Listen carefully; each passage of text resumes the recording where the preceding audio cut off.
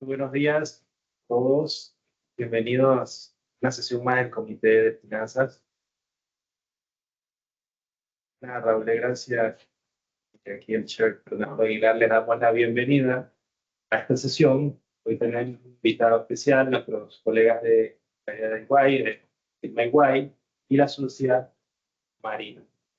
Ernest Young, la práctica de consultoría de servicios financieros por más de 25 años, es una profesional en consultoría de negocios, lidera la práctica de Business Transformation and Innovation de People Consulting en el área de Centroamérica, Panamá y la República Dominicana.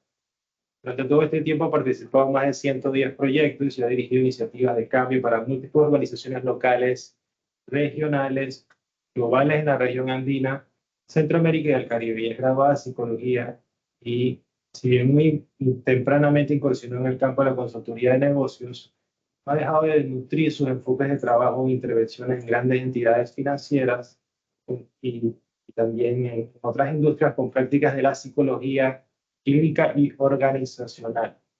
Durante su carrera ha desarrollado impresionantes journeys de cambio para clientes en toda la región, casos de éxito que hoy forman parte de las historias de esas organizaciones. Marina dedica tiempo a mejorar la inclusión, diversidad y colabora de forma activa en acciones dirigidas para lograr la reducción de la brecha de género en su entorno. También es invitada habitual como colaboradora en medios digitales y es host del podcast Business Woman, que va por su segunda temporada. Ha dirigido y comparte las historias de éxito de mujeres que han venido desarrollando carreras corporativas en organizaciones líderes de la región. Publica semanalmente el newsletter Business Woman, de donde comparte contenido reflexivo y estimulante. La parte es graduada de la Universidad Central de Venezuela, tiene una especialización en análisis experimental de la conducta en la misma universidad, especialización en diseño organizacional en la Universidad de Loughborough, UK, y forma parte del programa Liderazgo CAE. Bienvenida. Gracias. Buenos días a todos, especialmente pues a los que están remotos y a los que están presentes, pues tuve el gusto de poderlos saludar, además de compartir el café.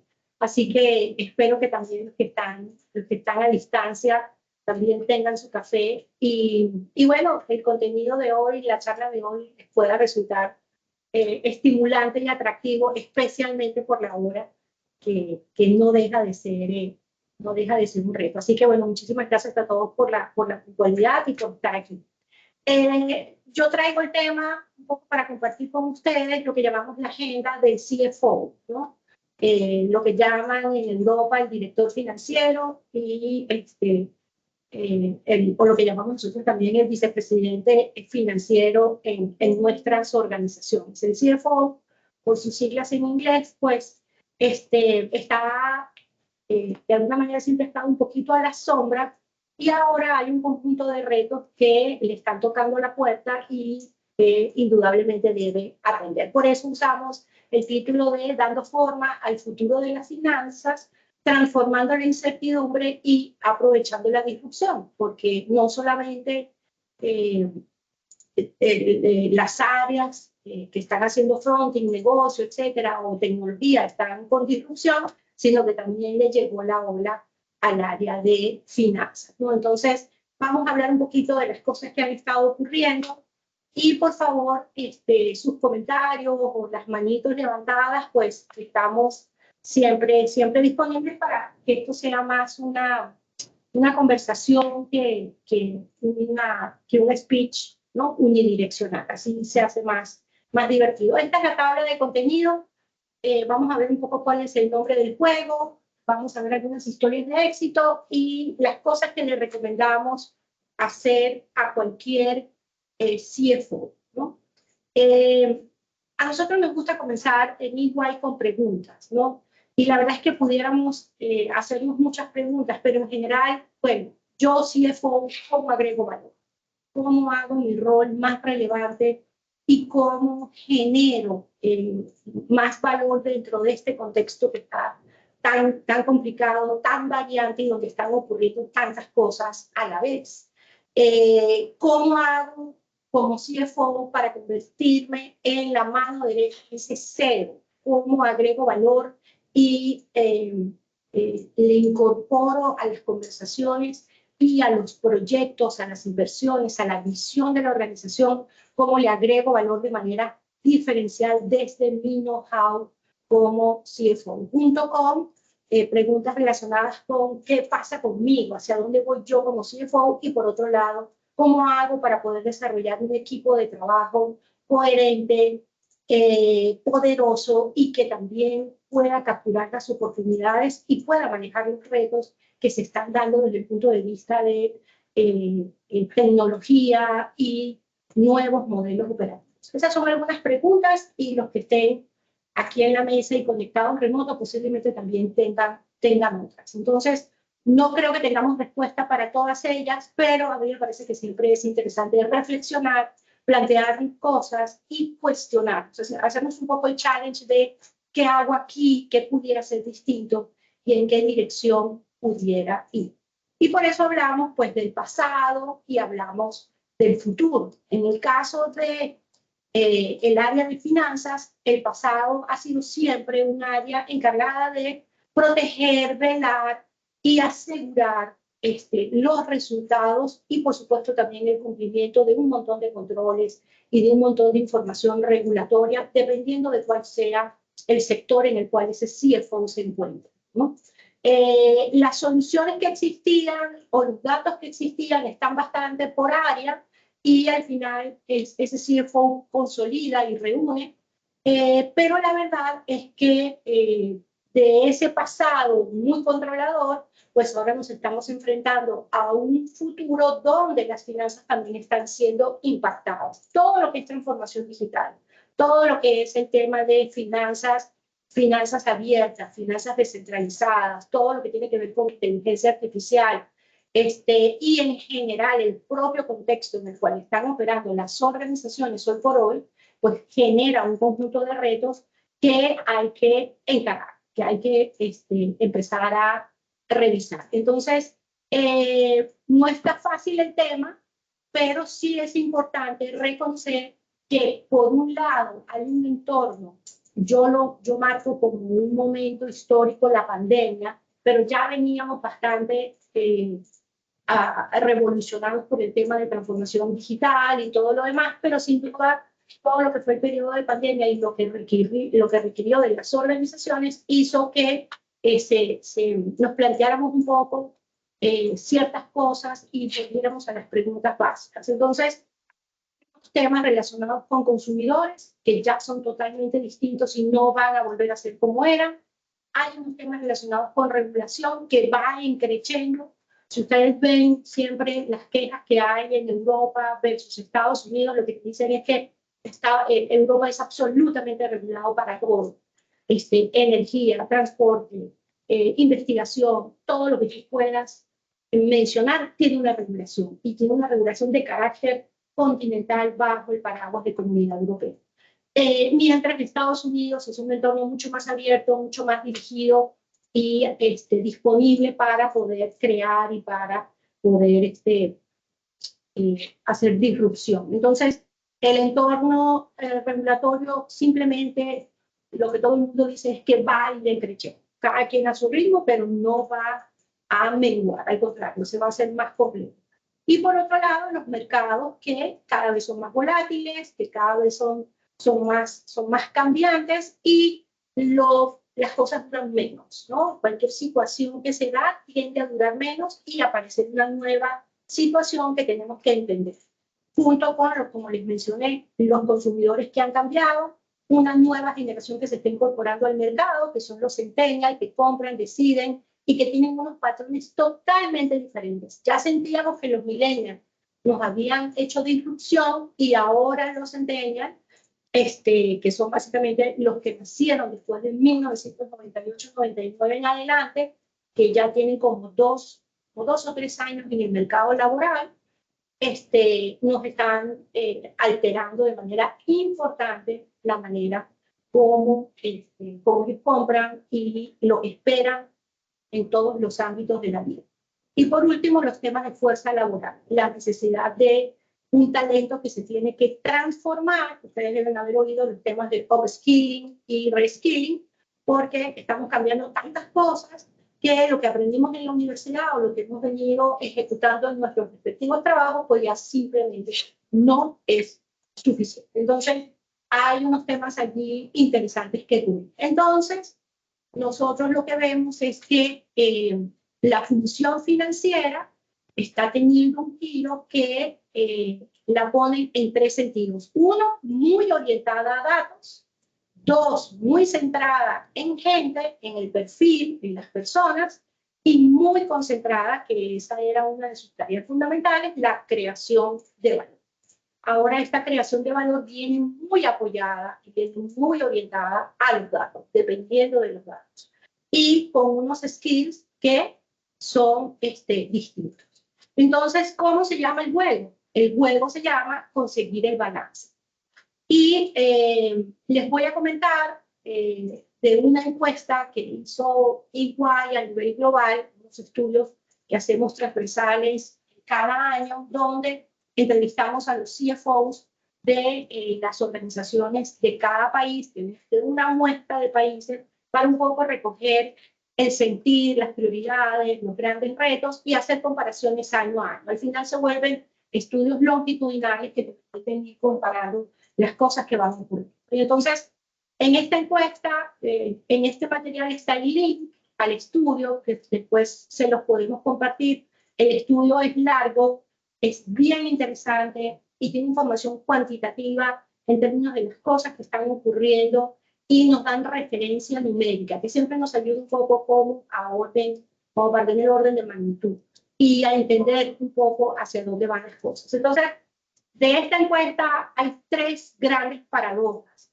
que es un poco de lo que les quiero hablar. Uno, la necesidad de balancear las prioridades de inversión del corto plazo y del largo plazo. Esa es una encomienda que se le tira así, chas, al CFO.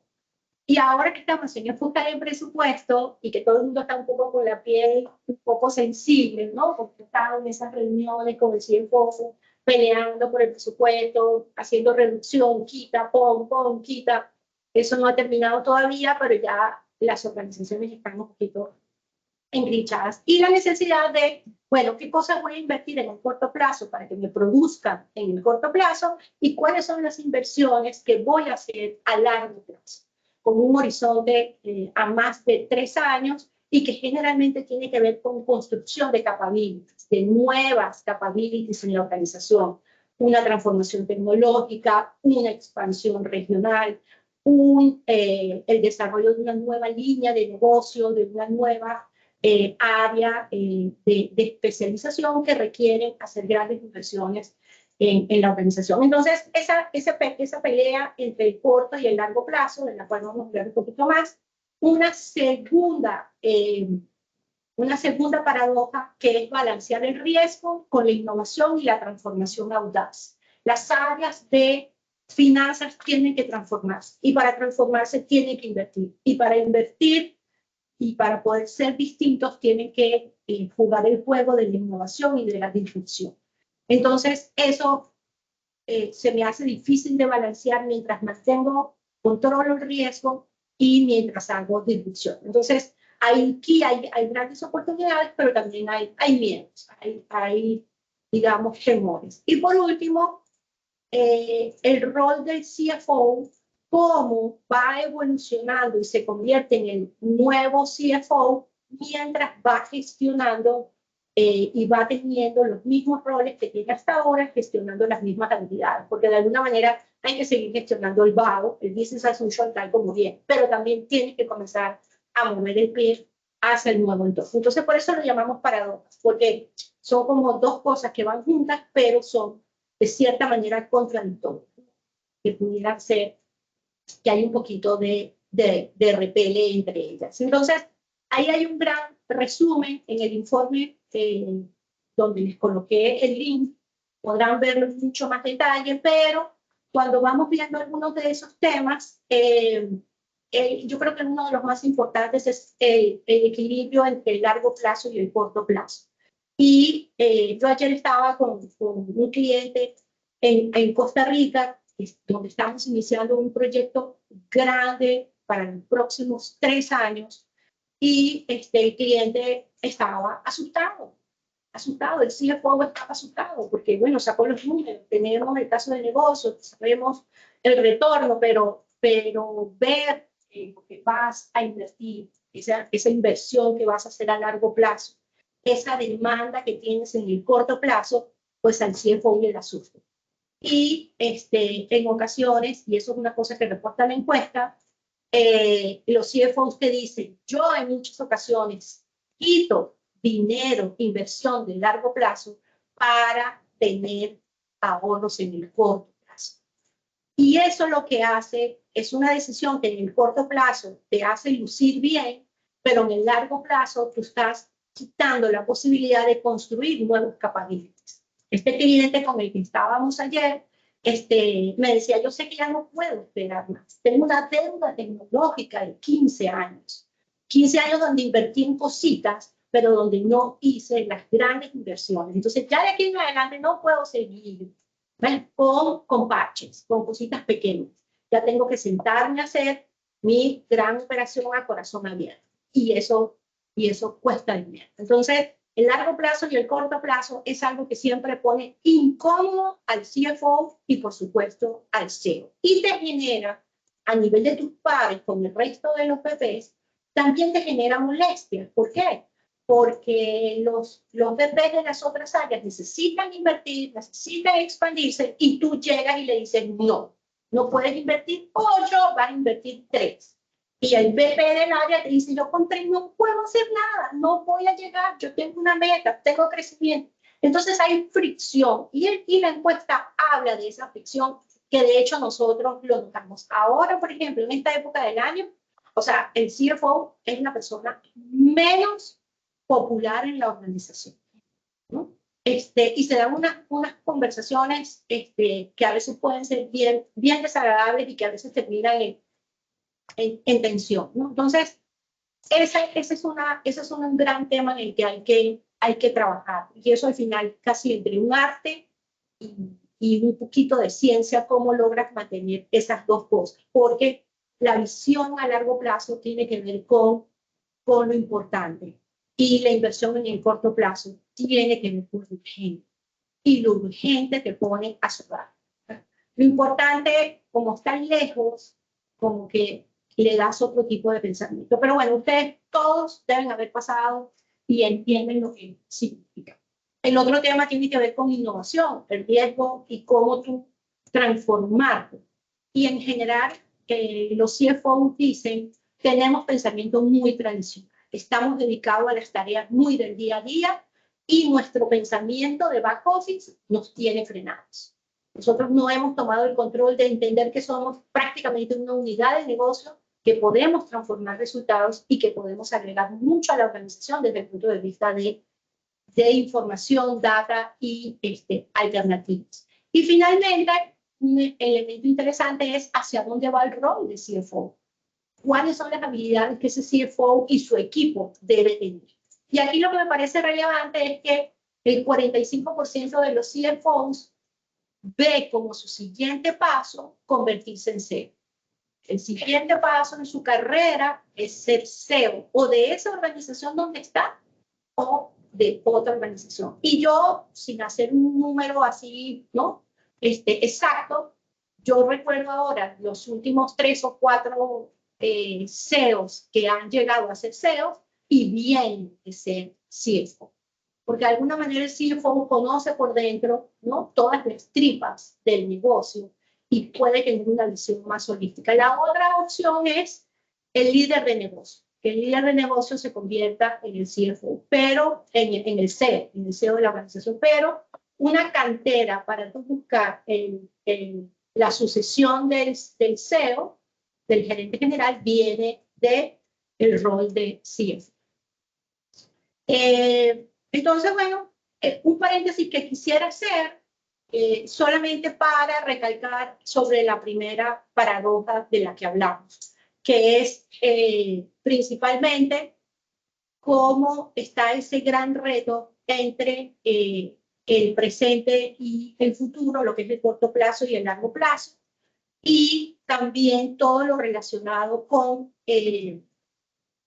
cómo consigue, en el caso del 50% de los resultados, cómo se consigue a costa de recortar en áreas que son importantes para la organización. Estamos hablando de que el CFO toma la decisión de vamos a recortar en marketing, vamos a recortar en training, vamos a recortar en X o Y tema. Y esa es una decisión que él toma en pro de obtener los resultados globales de la organización. Entonces, de ahí a veces la molestia que puede existir con el CFO. Y el otro elemento importante, que no todos los años son iguales, pero siempre va a haber decisiones de este tipo que el CFO va a tener que tomar.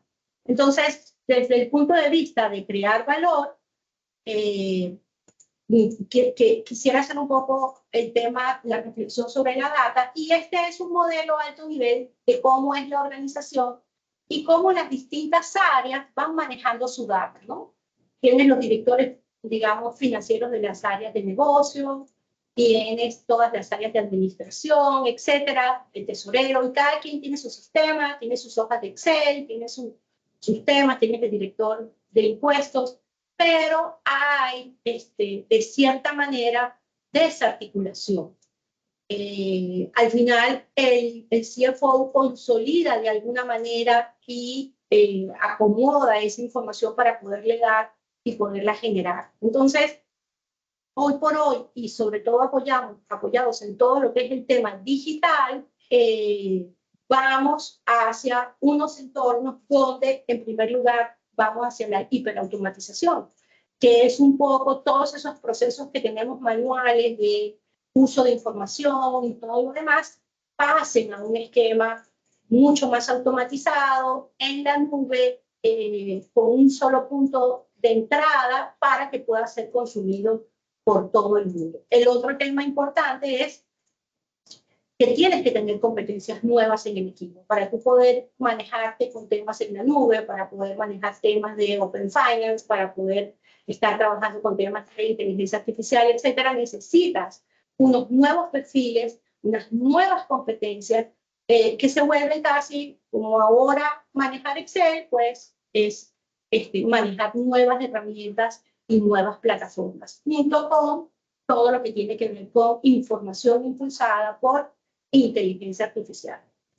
La inteligencia artificial se va a apoyar en toda esta inmensa capa de datos que tenemos que engrosar y que tenemos que homologar. Hoy por hoy la data está en distintos lugares, en distintos formatos, lo consumen distintos usuarios y hacen que el CFO sufra y se deba dar todo el proceso de retrabajo, limpieza, etc. Entonces, una buena capa de datos es lo que nos va a permitir entonces poder hacer innovación digital y poder llegar al siguiente nivel en todos los temas de gestión financiera. Un poco,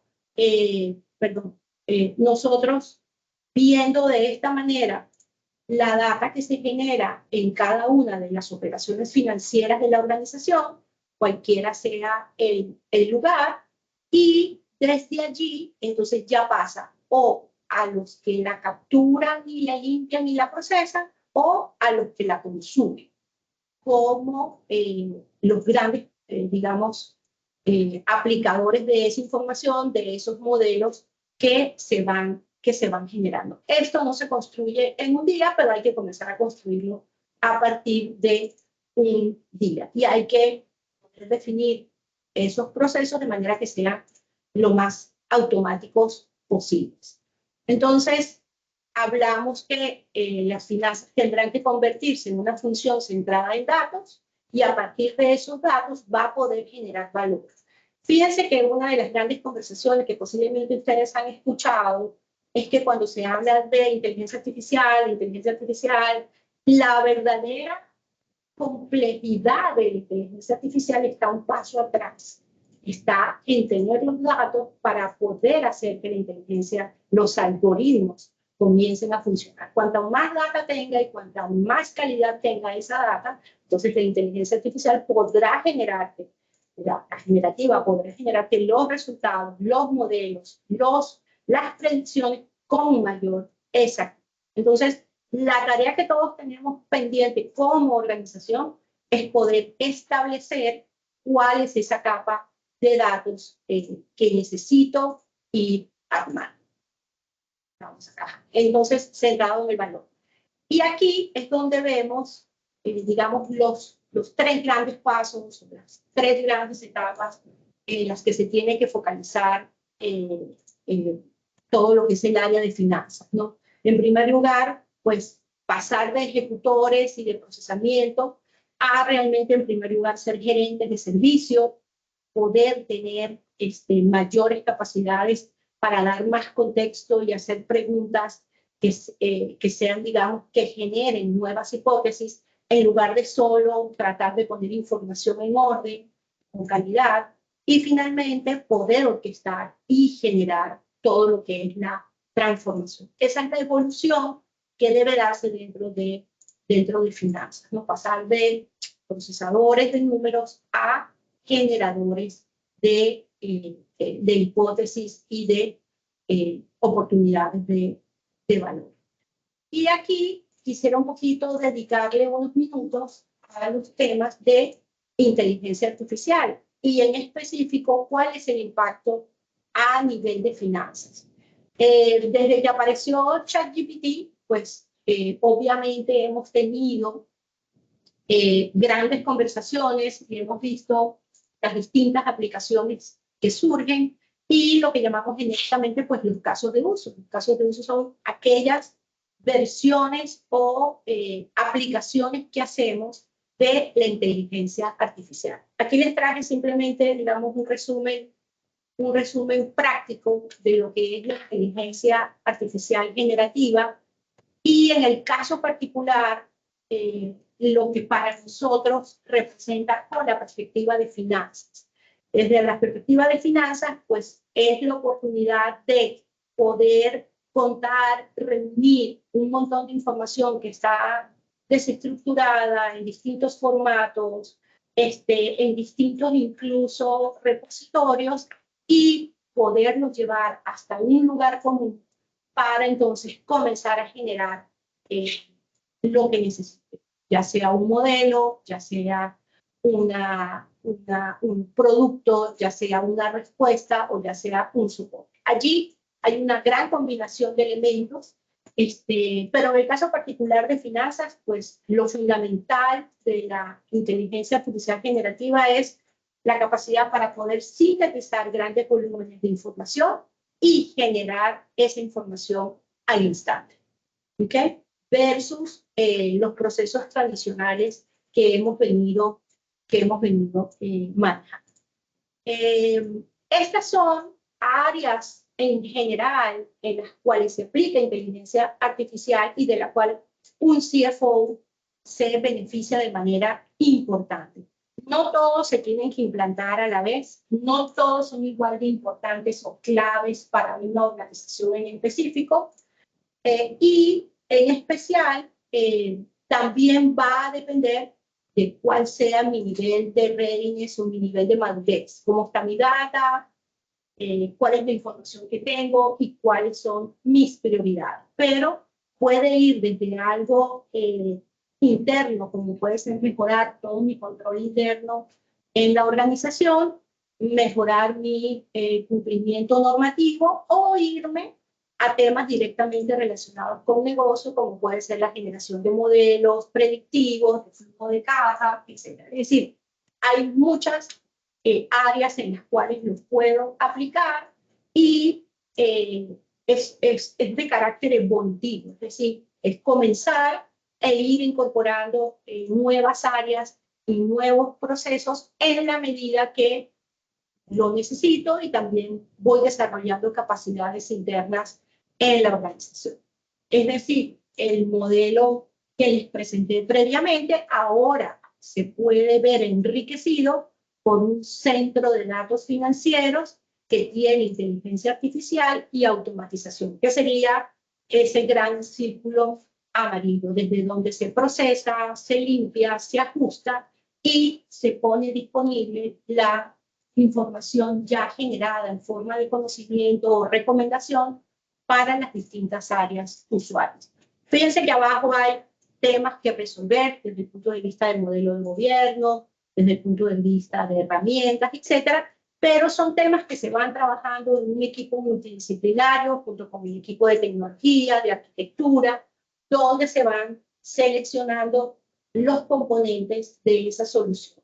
Aquí, sin duda, el elemento fundamental es qué dato, qué caso de uso necesito resolver y qué información tengo o necesito recopilar para poder generar ese modelo.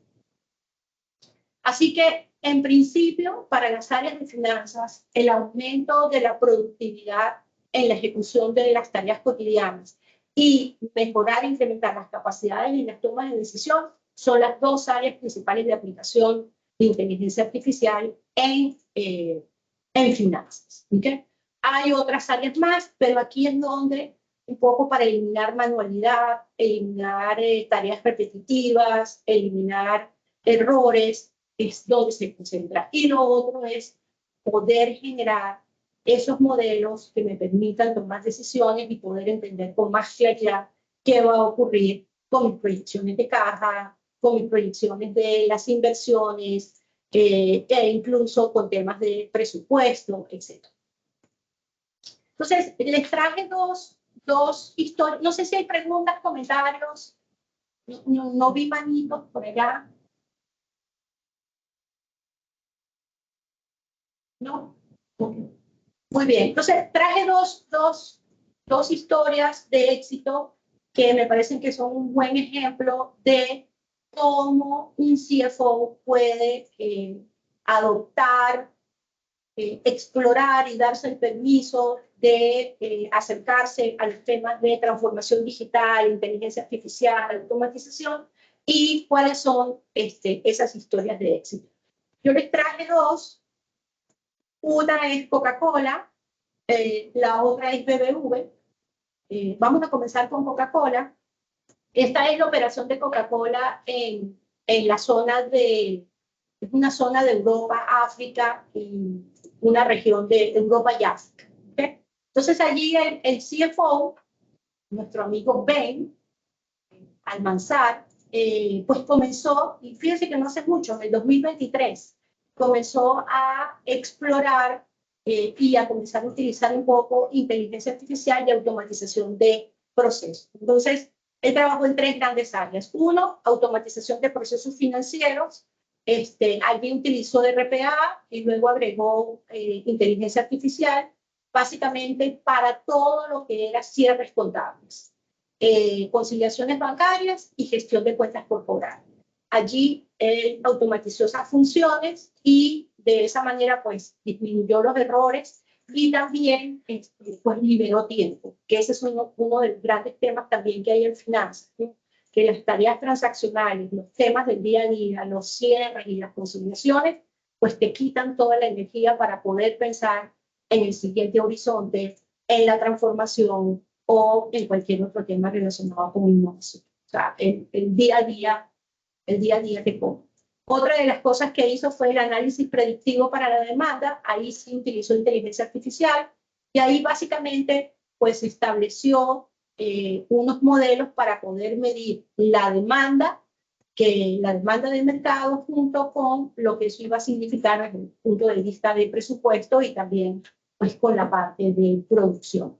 Y lo último, pues tableros interactivos basados en datos para poder tener en tiempo real indicadores claves de finanzas y cómo se iban moviendo en el tiempo.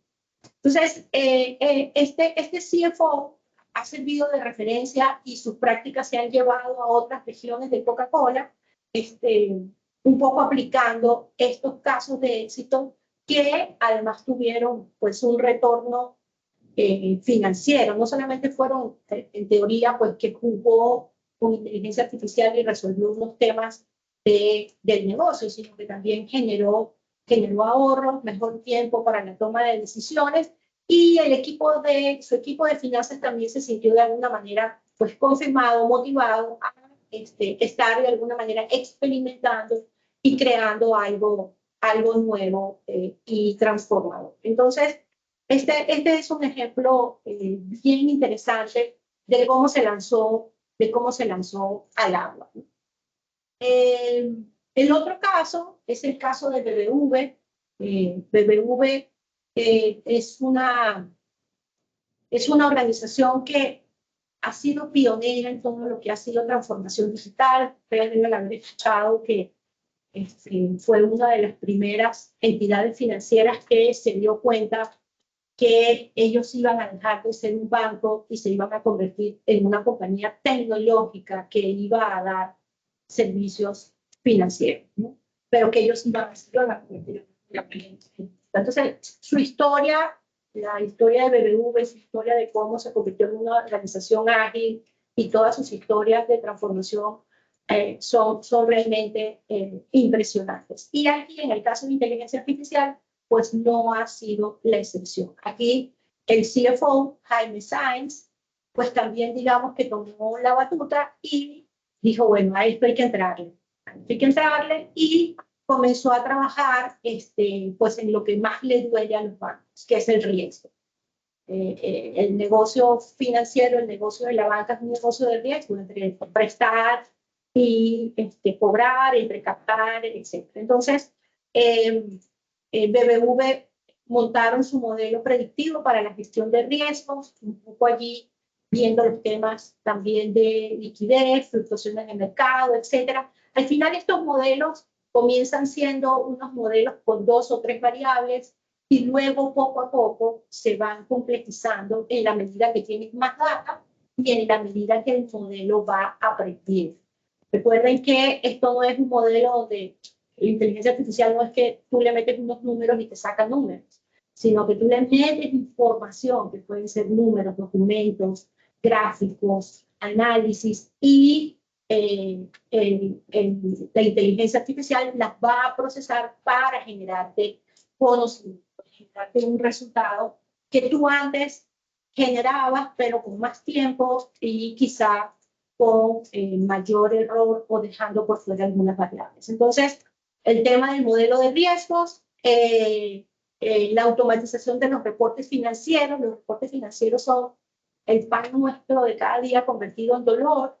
Entonces, la automatización de esos reportes financieros para poder de manera periódica tener, tú sabes, tu hard close lo más rápido posible, lo más exacto posible. Y esto le permitió, pues, no solamente cerrar más rápido, sino cerrar sin errores, ¿no? Y poder distribuir información prácticamente, no en tiempo real, pero con unos tiempos muy acelerados. Y la otra área donde trabajaron mucho fue la estrategia basada en datos, que era un poco poder ver cómo se optimizaba todos los temas de presupuesto, analizando qué se gastaba, qué categorías, en qué regiones, en qué épocas, analizando grandes volúmenes de información y generando modelos para la eficiencia. Entonces, es un journey exitoso. Esto sigue en evolución y pues sigue incorporando elementos. Entonces, fíjense, aquí que yo no lo traje como parte de la conversación, hay toda una capa tecnológica, hay toda una capa que tiene que ver con data, que tiene que ver con herramientas y que tiene que ver con almacenamiento. Entonces, hay un conjunto de temas relacionados con arquitectura, con definiciones, con selección incluso de cuáles son esos motores, esas aplicaciones de inteligencia artificial que vas a usar y que vas a incorporar dentro de tu arquitectura aplicativa. Con lo cual, esta es una conversación que la mitad se hace con tecnología. ¿Okay? La otra mitad las hace con los dueños de la área, en este caso con finanzas, y con las áreas para las cuales finanzas entrega información, un poco para entender qué quiere, qué necesita, cuándo lo necesita, y allí ir modelando todo ese nuevo entorno. ¿cuáles serían los siguientes pasos para un CFO que viene pensando qué hacer, que viene observando la inversión que la organización está haciendo, por ejemplo, con su laboratorio de transformación digital, donde está desarrollando la app, donde están haciendo todas las soluciones de B2B o B2C, etcétera? Entonces, ¿qué es lo que el CFO debería estar pensando desde su perspectiva de área? ¿Qué hago yo para transformarme?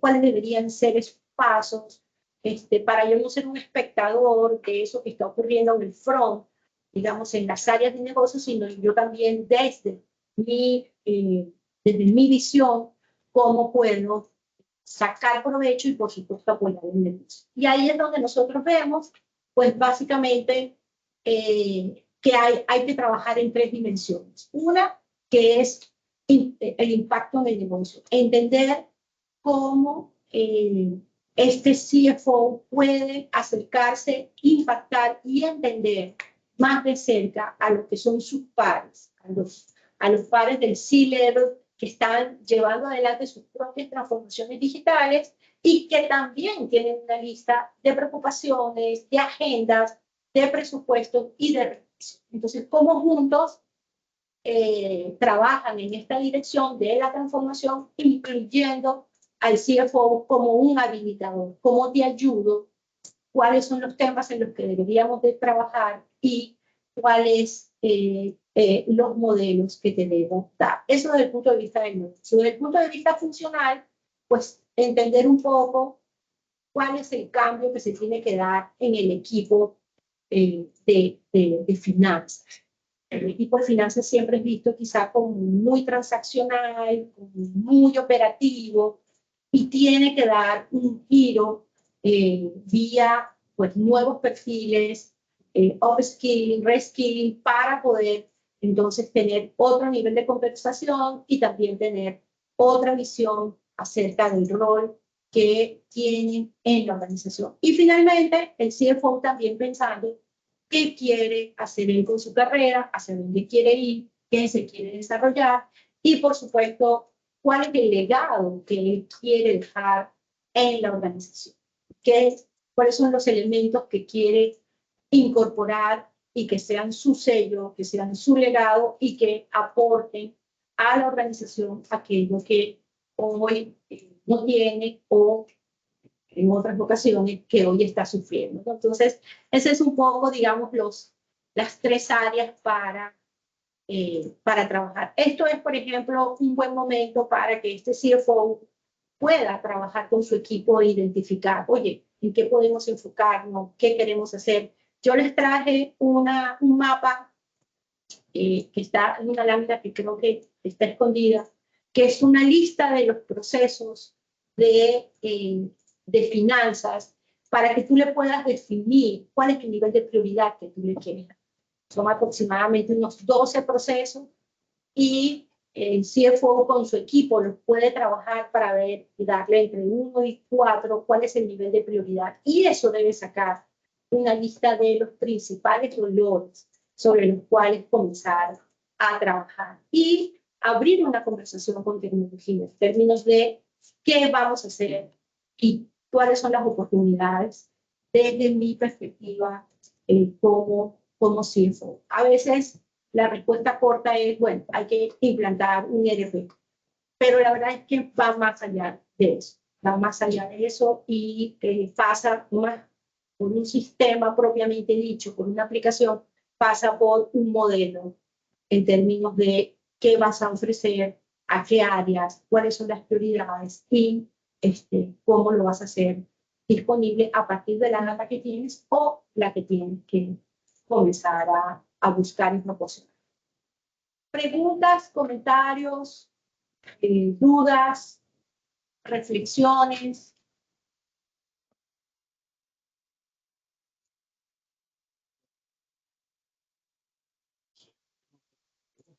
Sí, tenemos la piensa. Sí, bueno, Marina, te agradecemos la oportunidad que hayas venido acá con nosotros. compartir conocimiento y experiencia con relación a la nueva agenda del CFO, ¿no? Estamos viendo no solamente los temas tradicionales que hace un CFO, sino que ya vemos temas relacionados a análisis de datos, que finalmente y que de alguna manera va a beneficiar a aquellos usuarios de esos datos, que es lo principal. Entonces, yo tengo una pregunta y también aprovecho la oportunidad para aquellos que están conectados y acá en sala tengan también la oportunidad de hacer sus consultas. Y es, nosotros nos enfrentamos ante pongámoslo de esta forma, ¿qué es primero, el huevo o la gallina? Donde queremos la información, pero algunas entidades no tienen el presupuesto. Entonces, ¿cómo podemos ayudar a aquellas CFO o en general las entidades a decirle, mira, estas son las mejores prácticas, pero esto te va a beneficiar? ¿De qué forma le puedes beneficiar a las entidades con el fin de que puedan asignar presupuesto para obtener esos datos para que finalmente puedan beneficiar a esos usuarios? Sí, yo creo que ahí nos podemos un poco regir por esos elementos que decíamos que van en dos direcciones. Uno, dirigido a eficiencia, ¿cómo puedo hacer para hacer más con menos o hacer más con lo que tengo? Que tiene que ver con poder simplificar, eliminar errores, generar más rápido los estados financieros, generar con mayor calidad estados financieros o cualquier otra información que tú distribuyas en la organización. Hay organizaciones donde todavía hoy al CFO no le creen. No le creen. Entonces, el CFO presenta los resultados, presenta los números, entonces se da una discusión en el comité ejecutivo o en la instancia que corresponda, porque no, esos no son mis números, ese no es mi dato, es lo que dice el usuario o el área funcional. Entonces, tienes que comenzar por construir la confianza de que cuando el CFO da un número, ese es el. No es el número que yo tengo, no es lo que yo calculé anoche, es lo que el CFO dice. Entonces, ¿en qué nivel de madurez está esa área de finanzas de esa organización? Con base en eso, entonces ahí puedes definir un poco el siguiente curso de acción. Si es un tema de generar nuevos modelos que aporten al negocio y que permitan tomar decisiones más rápido, ir al mercado más rápido, etcétera, o si también tienes oportunidades desde el punto de vista de la eficiencia, ¿no? Nosotros tenemos la epidemia de Excel y les sorprendería a todos la cantidad de organizaciones y la cantidad de decisiones que se toman con un Excel. Con un Excel que está en mi máquina y que yo anoche calculé y que hoy traigo. Entonces, tenemos que ir evolucionando hacia unos modelos mucho más integrales donde el dato esté mucho más disponible y también sea de mayor calidad. Por eso los temas de ahora en adelante relacionados con inteligencia artificial están más relacionados con los datos, dónde están, cómo se colectan, qué calidad tienen, qué propiamente dicho, cuáles son esos motores de inteligencia artificial que voy a comenzar a usar, porque hay un montón de cosas que ahí se están evolucionando a muchísima velocidad. Excelente. Bueno, nos llevamos también la reflexión y yo creo que compartimos el mismo sentir de que algunas entidades, su columna vertebral es Excel. Bueno, hay muchos problemas ya cuando hasta se pierde la fórmula, ¿verdad? Entonces, sí, la importancia de los datos, como bien menciona, es finalmente el beneficiario final es el usuario, ¿no? Que pueda tomar una decisión. Esa es la importancia de los datos. Entonces, ¿cómo podemos llevar, por ejemplo, en la práctica, el análisis de datos con cómo una entidad o un grupo de personas puede tomar datos? Por ejemplo, el CFO da una información, pero ¿cómo le puede funcionar, por ejemplo, a marketing, al área financiera, al CEO, a los usuarios? ¿Cómo le puede beneficiar y ayudar a esos datos? Mira, bueno, ahí tienes y definimos siempre los dominios.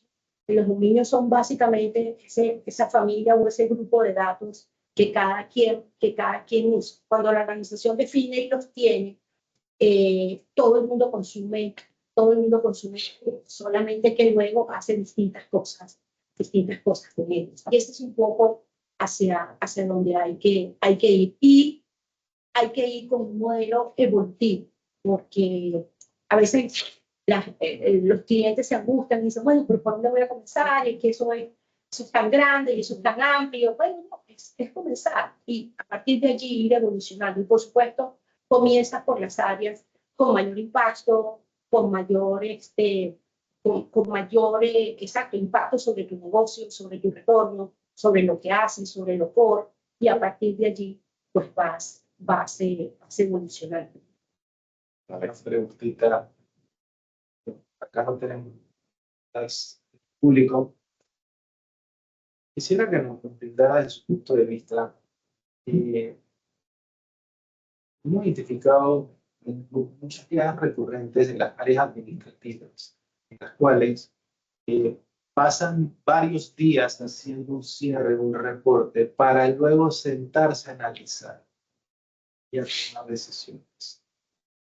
Es la automatización de estos reportes a través de las diferentes herramientas lo que puede aportar valor a la entidad en términos de eficiencia, opinión, o hay algún otro paso que debe hacerse primero antes de... Sí, ahí depende el nivel de madurez y cómo está. Yo tengo un cliente que tiene que hacer asientos contables manuales. Y la semana pasada conversábamos y me decía que hacía algo así como 70,000 asientos contables al mes.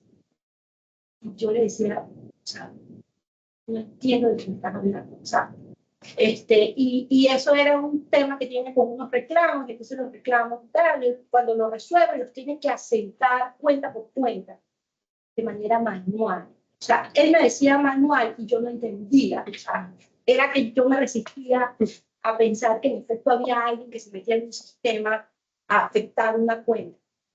Entonces, obviamente esa es una oportunidad de oro para tú poder automatizar, ¿no? Deberías tratar de que desde que la transacción se ejecuta, eso llegue hasta el final a la contabilidad. Sin embargo, en el medio hay unos cortes de sistemas, ¿no? Porque este sistema no se comunica con este, entonces, bueno, bajas un archivo y luego este archivo lo cargas aquí, entonces, que son temas operativos de cómo la organización puede funcionar. Entonces, en esa circunstancia en particular, que afecta a contabilidad y que afecta a un área importantísima, el área de operaciones, tienes que automatizar eso.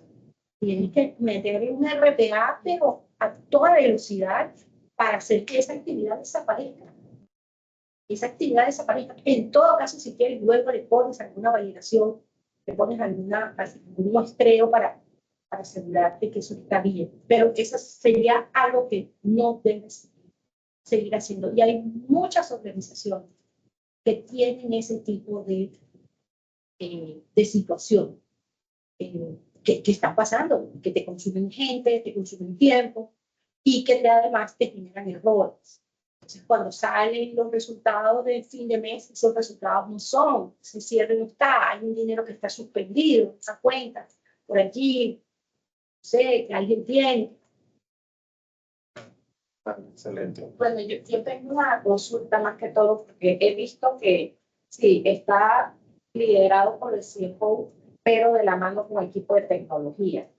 Entonces quería consultarte, Marina, a nivel, sé que has visto muchos países, pero a nivel de Panamá, ¿crees que tenemos la mano de obra calificada en tecnología para esto? ¿O de repente hay que buscar asesoría externa, otros países? O sea, ¿cómo llego a que un equipo de tecnología me brinde el apoyo necesario para poder implementar algo como esto? Uh-huh. Yo te diría que todos estamos aprendiendo. Obviamente, qué sé yo, nosotros en igual tenemos capacidades desarrolladas y ayudamos a clientes en los temas de inteligencia artificial, automatización de procesos. Hay un equipo grande en la región que incluso también trabaja para clientes en Estados Unidos, etc. Sin embargo, en general, así te diría que todos estamos aprendiendo. Y el mercado en Panamá, en Dominicana, en la región, estamos todos aprendiendo y se están desarrollando poco a poco esos casos de uso donde vas encontrando. El primero te sale más lento, te toma más tiempo, y luego ya vas escalando de manera mucho más rápida. Y después a veces ayudamos a los clientes a comenzar, a arrancar, como a poner en orden esa gobernanza, cuáles son los roles, qué necesitas, a dimensionar, y luego ya el cliente puede seguir. Pero en general se está aprendiendo. Y las generaciones más jóvenes que se están incorporando al mercado, pues la verdad que también están muy aceleradas y son más fáciles que aprendan que nuestros recursos, digamos, más seniors en la organización. Entonces, se está dando. Ahora, si lo vas a buscar listo, no lo vas a encontrar, o los hay muy pocos. Entonces, nosotros incluso le recomendamos a los clientes, bueno, arma tu escuelita, tu academia interna de inteligencia artificial y data. ¿Ven? Entonces, te traes a la gente recién graduada o del último año de universidad, los contratas y los pones en tu programa interno de la Academia de Data y Inteligencia Artificial. Entonces, se te forman, les enseñas en las plataformas que tú quieres, en las herramientas que tú quieres, que tú vas a usar, y luego ya están directamente incorporados. Eso lo hicimos hace 2 o 3 o 4 años atrás con los temas de transformación digital, donde no había Scrum, no había desarrolladores full stack, y le decíamos a los clientes, armemos tu escuela, armemos tu academia interna, para que tú, con acuerdos con las universidades, los puedas, digamos, reclutar desde temprano y formarlos a tu estilo. Y eso funcionó extraordinario. Bueno, si no hay más preguntas, bueno, Sí. Yo tengo una pregunta. Un placer, Marina. Mil gracias por la información. Bueno, yo soy Senior Consultant para Michael Page. Me dedico a buscar posiciones ejecutivas para el área de finanzas y súper alineado con todos los puntos que has mencionado en base a la evolución del rol de CFO, lo que hemos visto de tendencias de lo que necesitan nuestros clientes. Mi pregunta es, ¿qué has visto de, por ejemplo, departamentos como recursos humanos, comercial, para ayudar al CFO a desarrollar esas habilidades necesarias, por ejemplo, a tener una visión más de negocio, involucrarse y hacer sinergias con equipo comercial, y que se integre una data con marketing, y que romper un poco el paradigma del CFO es el que me recorta y a largo plazo no ve el impacto en el negocio? Por ejemplo, del lado del liderazgo también hay mucho reto de poder impactar a un equipo de trabajo acompañándolo en toda la gestión del cambio, transformación digital, todos los procesos de automatización. ¿Qué tanto recursos humanos está acompañando a estos líderes para también desarrollar esas habilidades, y cómo ves esos cambios en ellos mismos, ¿no? En cuanto a desarrollarse hacia habilidades un poco más blandas? Hay varias preguntas que me hiciste. Yo veo a recursos humanos muy fuera de la película, muy fuera. O sea, recursos humanos está en una película diferente. O sea, lo digo con todo el dolor del mundo. Hay honrosas excepciones que yo he visto en la región, pero en general, recursos humanos es sumamente transaccional, sumamente básica, sumamente lo que hace 40 años era administración de personal. Pago nómina, proceso de seguro y poco más. Y luego tienes otro grupo que está un poquito en los temas de entrenamiento y tal, pero muy de manera real, muy de manera. Y luego tienes, como digo yo, honrosas excepciones, que yo te las puedo mencionar así, pero que están en otro discurso, están como ese partner estratégico del CEO que está articulando la estrategia en términos de desempeño, competencias, skills, etc. Liderazgo. Del resto, de verdad que no hay conversación. Entonces, en todo esto, el CFO está muy solo. El CFO está muy solo. Si él se busca la vida y es un CFO inquieto, curioso, que oye, de repente va a eventos en Estados Unidos, las conferencias estas anuales para CFOs, él puede estar, ¿no?, en este nivel. Pero desde el punto de vista de talento, no tiene un interlocutor que le diga, mira, este es el siguiente paso, esto es lo que vamos a desarrollar, este es el plan, y que juntos, porque obviamente recursos humanos no lo va a saber todo, pero que haya una conversación. Entonces yo veo al CFO muy solito, muy solito. Y en los temas de liderazgo, no solamente al CFO, yo veo a todo el equipo, el C-level de las organizaciones muy solitos. Yo he visto, y yo creo que eso ha sido, yo lo he visto sobre todo post pandemia, algunos programas de desarrollo de liderazgo. Pero es que el tema de desarrollo de liderazgo no es un programa, es una labor constante, ¿no? Y veo a los VPs, los veo muy solos también, muy solos. Entonces hay un trabajo que hacer. El tema de trabajo remoto y el trabajo presencial, el tema híbrido, ha sido una gran prueba para el C-level, ¿no? Porque no se sienten cómodos cuando no ven a la gente, pero también se sienten incómodos sabiendo que hacen que toda la gente venga a la oficina cuando ya incluso ni hay suficiente escritorio para todo el mundo, ni hay suficiente puesto de parking para todo el mundo. Entonces, el modelo híbrido, desde que llegó la pandemia, yo siento que no lo trabajamos lo suficiente. No trabajamos modelo de incentivos, modelo de feedback, modelo de evaluación, la definición de objetivos. Entonces nos quedamos con el modelo previo de yo te veo y sé que llegaste a las 8 y yo te veo y sé que te fuiste a las 5. Entonces, nos ha costado más de lo que pensamos que nos iba a costar el modelo híbrido y especialmente el modelo remoto. Hay roles que no necesitan estar en la oficina, pero los jefes le dicen a recursos humanos, tenemos que traer a la. Mira cómo está el tráfico. Todas las ciudades que yo visito tienen el tráfico peor. O sea, ayer estaba en San José, en Costa Rica. O sea, eso es una cosa horrible. Y vas a Santo Domingo, en Dominicana, y eso es horrible. Yo no digo nada de Panamá porque yo siento que Panamá fluye. Lo que pasa que comparado con estos lugares, Guatemala es una cosa, que todo el mundo tarda 2 horas en llegar a la oficina. Entonces tú dices, wow, ¿qué podemos aprovechar? Entonces esa conversación no se ha tenido y esa conversación no se ha definido. Y lo que hay es una tensión. Yo quiero que vengas. Y el empleado te dice, yo no quiero ir. Entonces estás ahí en ese.